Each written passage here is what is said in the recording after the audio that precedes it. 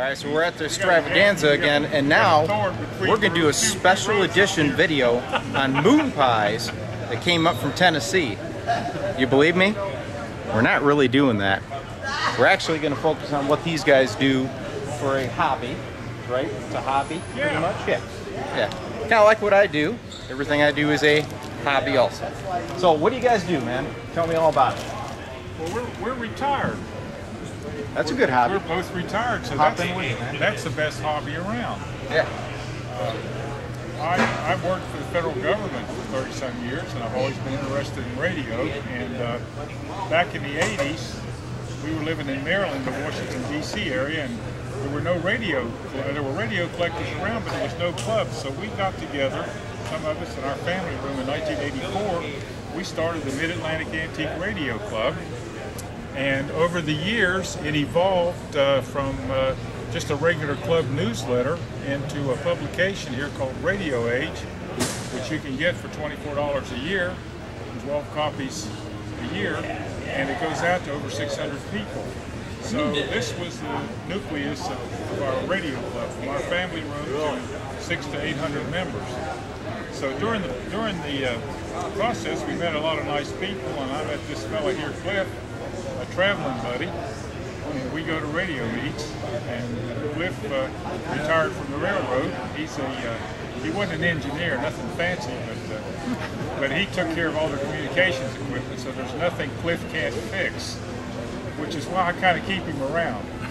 So you kind of, you're the expert on the electronic restoration side, right? Yeah, I got started at ham radio when I was in high school, and ended up with a commercial FCC license. And that led into my communication career with the railroad. I put in 37 years, and I retired. Thought I'd have fun running around with Joe, but it don't seem like I've got any more time now than when I was working. So you guys kind of work as a team, right? I mean, you do the cabinet restoration work, and then you do the chassis, right? Yeah, I've done a lot of that. And Joe's got some other buddies that he does the same deal with. Yeah, so I get some of my radios repaired, and I fix up their cabinets, and so it works out real good together, and we have a lot of fun traveling. We got another buddy in Knoxville, Joe Zonin, and the three of us travel, and we tell lies, and we eat too much, and we buy things we don't need, but we have a lot of fun doing it. So that's why these radio meets, we drove over 600 miles. Well, for Cliff, it'll be 1,500 miles round trip from his home to my home to here. Yeah. So we got to be out of our mind. Yeah, we drag be crazy. we drag a trailer load of old radios, and we buy stuff and sell stuff, and our wives put up with us. Well, the question is now, the trip, all of your expenses, moon pies, obviously. Did you guys at least pay the trip with the sales? The bad thing of it is, I brought a cooler full of cold drinks, moon pies, and fruit pies, and we've eaten most of the fruit pies, and we've given the other pies away, and it's not so hot that people need the drinks, so this has been a failed financial endeavor. And I also thought if we had food and drink, people would come by and they'd look at our wares and buy it, but that hadn't worked out either. Yeah. Now, is there any certain model radios? Where he was telling me what it is. So it's a Magic Eye tube tester, is that right?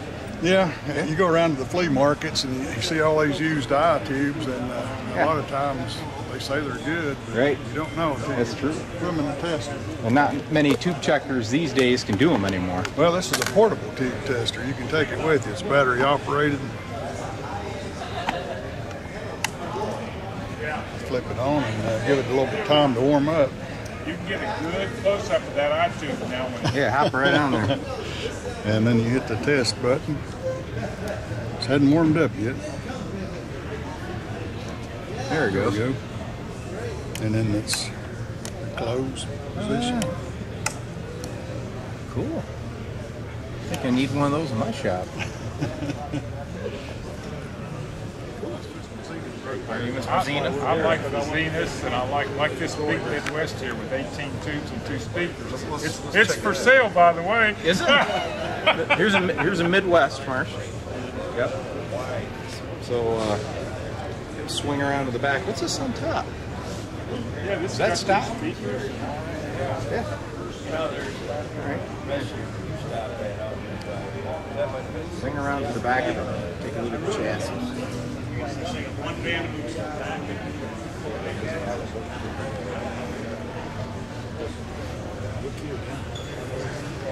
So what did this one require for the refurbishment? This radio is it's kind of neat. It's got 18 tubes and 2 speakers and electric motor tuning. Oh yeah. And when the tuning dial moves around from the inside and it lights up, and when you get close to the station, it lights up even brighter. Huh.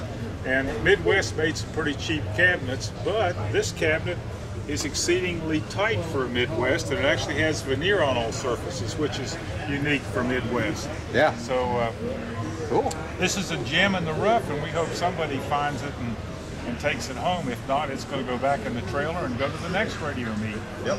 Now, do you guys advertise your repairs? I mean, do you have a website, or this is just kind of local stuff pretty much that you do? I'm retired. I don't want to get into it big time. Cliff has enough work, and like I say, I collect the Zeniths, and I like Scots and Multitude sets and a lot of chrome, and Cliff is what's known in the community as a bottom feeder. So I'm out of those big black radios, black crinkle pane. Oh yeah, the real heavy ones. that are sitting down on the floor. Yeah. And what he does, he finds these things that nobody else sees and realizes he's pretty smart. Yeah. And he realizes these things are worth a lot more money. So I bring a lot of junk and don't sell much. He brings a lot of stuff and gets real good prices for it. So I'm trying to learn from Cliff. All right, guys. Well, I appreciate it. Just wanted to cover this, and it's good meeting you. It's always good to know somebody else in the hobby. Thank you. And you guys know how to get a hold of me. No, we haven't. What? We don't have the I thought I gave you foggiest. guys some cards, man.